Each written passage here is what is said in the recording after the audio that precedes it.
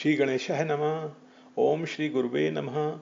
आज की भगवत चर्चा संत श्री डोंगरे जी महाराज के भागवत कथा प्रवचन पर आधारित भाग 26 चतुर्थ स्कंद का आरंभ होता है।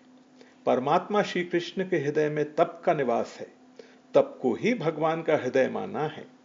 मानव ज्ञान प्रधान है, बुद्धि प्रधान है। मानव स्वभाव को सुधार सकता है। बाल्यावस्था में आपका स्वभाव जैसा था, आज वैसा नहीं है।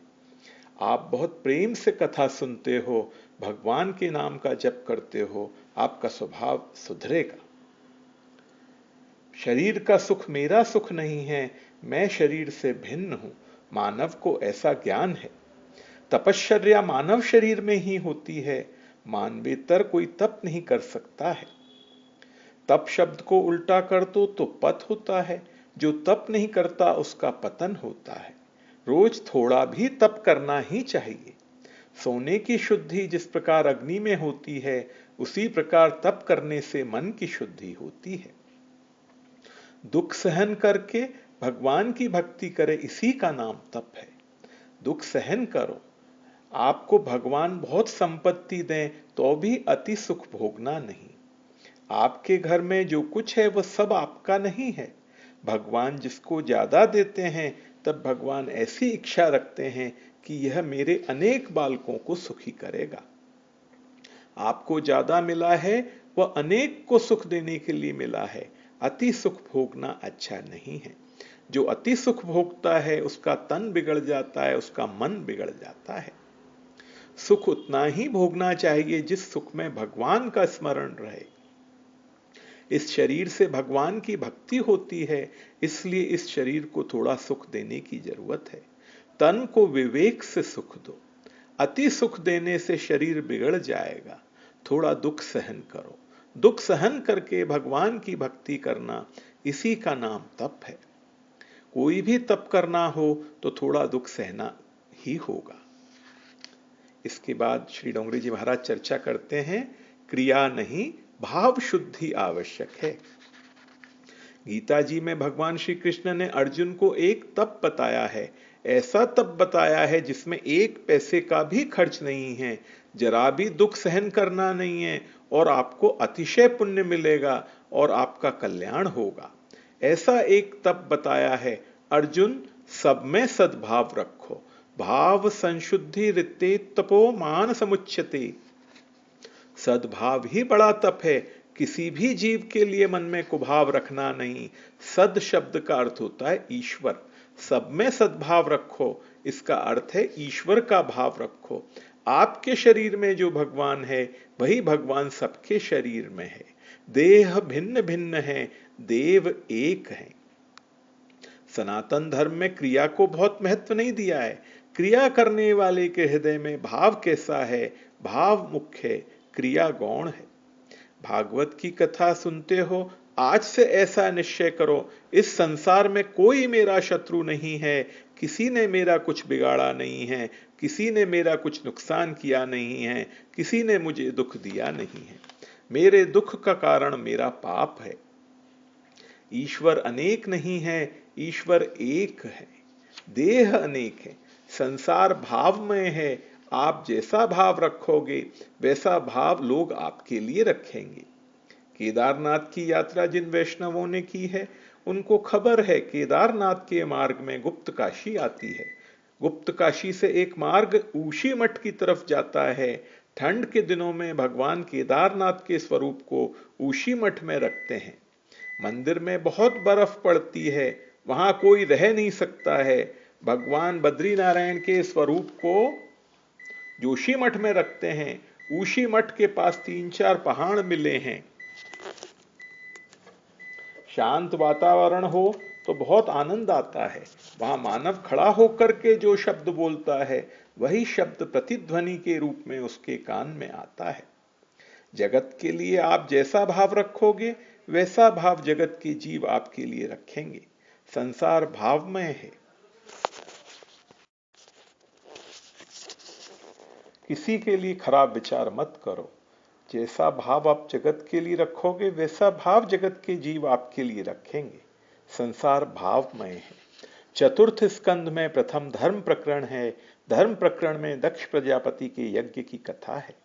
यज्ञ करने से यजमान का कल्याण होता है, पर दक्ष प्रजापति ने ऐसा यज्ञ किया जिसको करने के बाद उसके घर में कोई रोने वाला रहा ही नहीं, सबका नाश हो गया।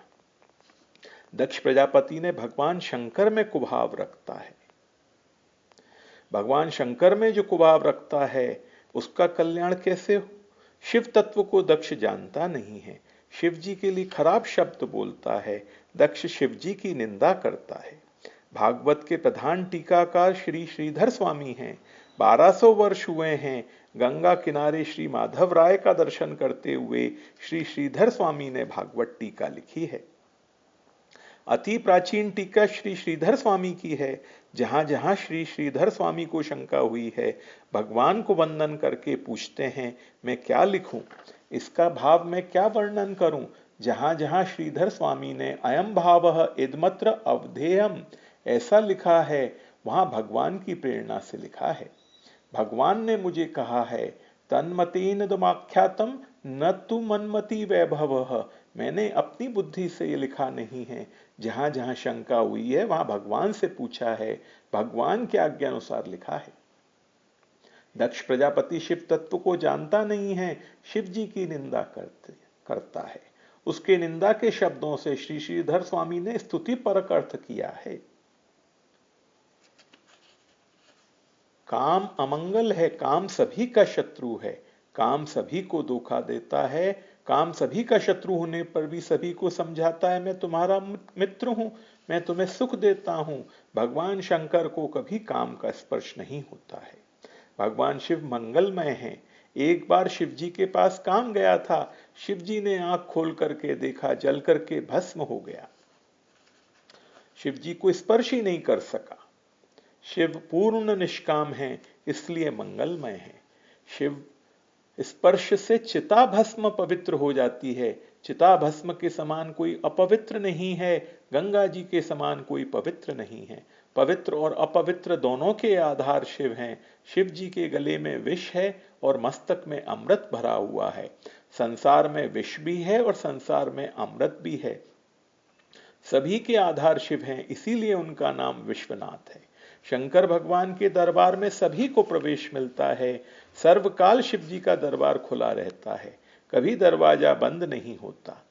रात्रि के 12 बजे आप राम जी के दर्शन करने जाओ तो राम जी का दर्शन होगा। कृष्ण भगवान का रात्रि में 12 बजे दर्शन होगा।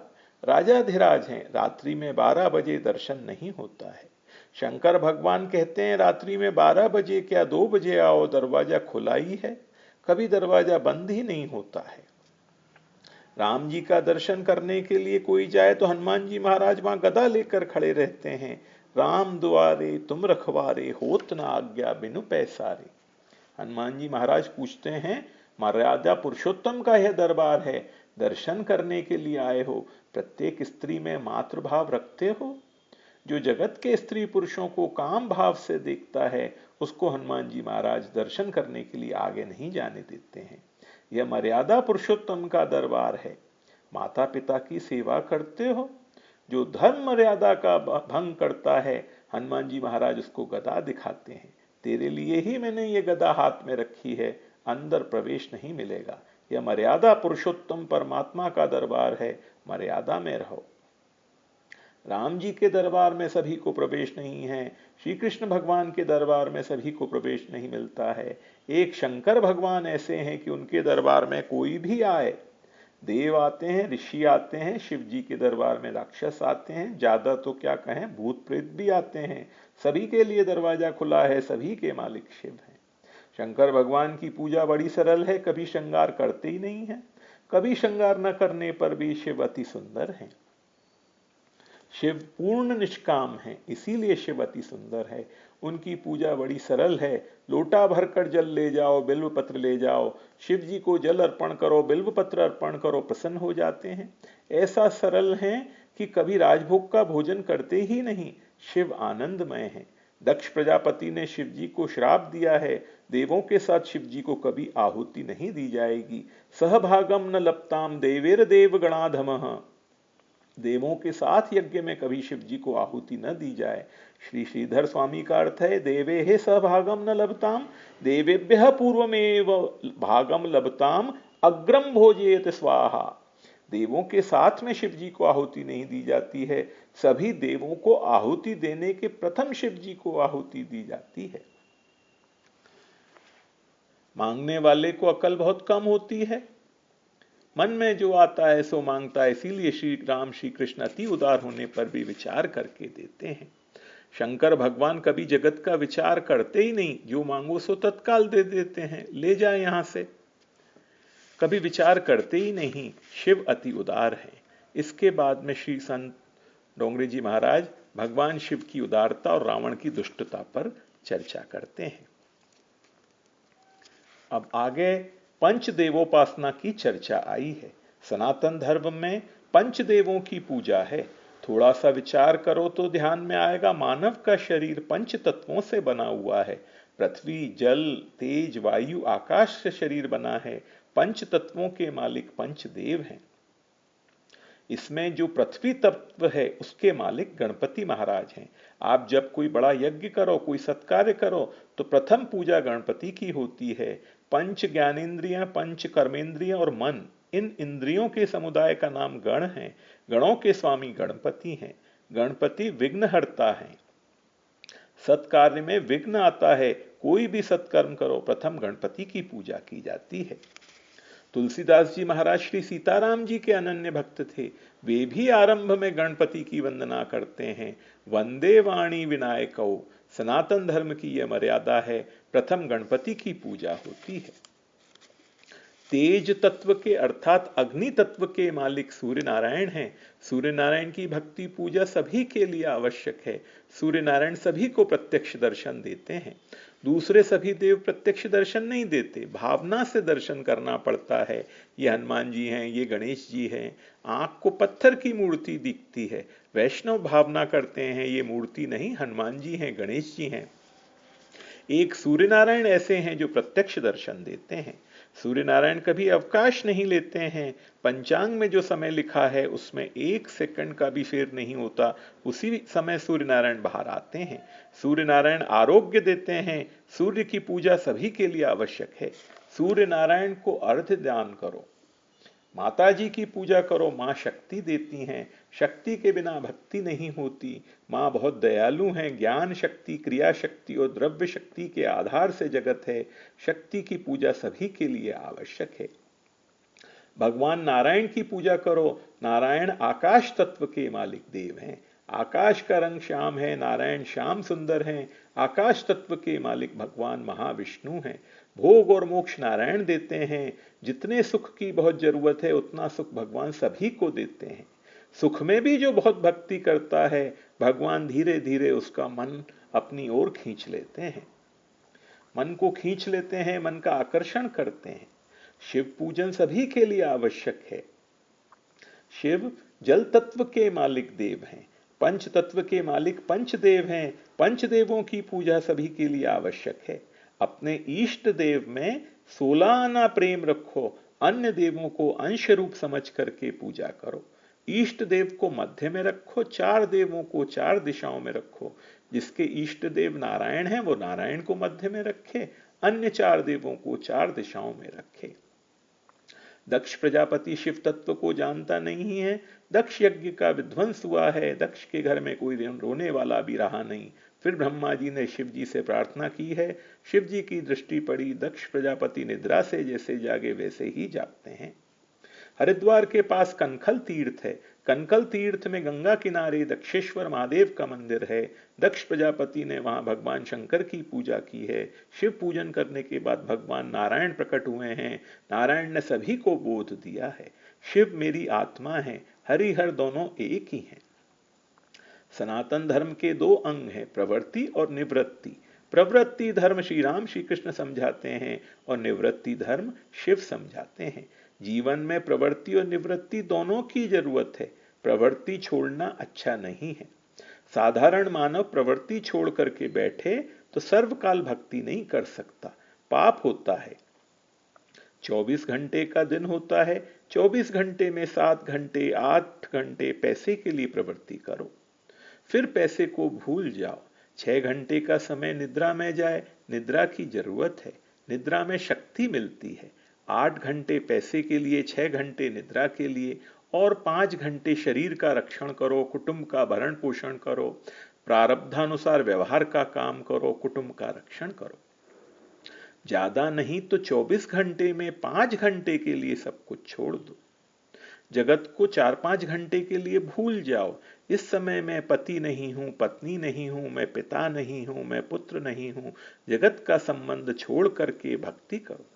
24 घंटे में 4-5 घंटे भगवान के लिए समय रखो। यह समय मैंने भगवान के लिए रखा है। इन 4-5 घंटों में 1 घंटा पूजा करो, 1 घंटा किसी पवित्र ग्रंथ का वाचन करो और ज्यादा नहीं तो 2 से लेकर 3 घंटे बैठकर शांति से भगवान के नाम का जप करो। आपका कल्याण होगा, जीवन सुधरेगा। जप से पाप की आदत छूटती है। जप करने से संसार की आसक्ति का विनाश होता है। 4 से लेकर 5 घंटे का समय भगवान के लिए रखो। भगवान संपत्ति नहीं मांगते, भगवान समय मांगते हैं। मेरे लिए कितना समय रखा है? 24 घंटे में ज्यादा नहीं तो 4-5 घंटे का समय भगवान के लिए रखो। निवृत्ति धर्म शिव समझाते हैं और प्रवृत्ति धर्म श्री राम श्री कृष्ण समझाते हैं। सभी संतों ने भगवान शंकर की बहुत भक्ति की है। शिव कृपा से ही संसार की आसक्ति का विनाश होता है। शिव कृपा से ही राम भक्ति कृष्ण भक्ति मिलती है। सुखदेव जी महाराज वर्णन करते हैं, धर्म प्रकरण की कथा परिपूर्ण हुई है। अब इसके बाद में अर्थ प्रकरण का प्रारंभ होगा। आज की भगवत चर्चा यहीं तक। ओम श्री गुरुवे नमः।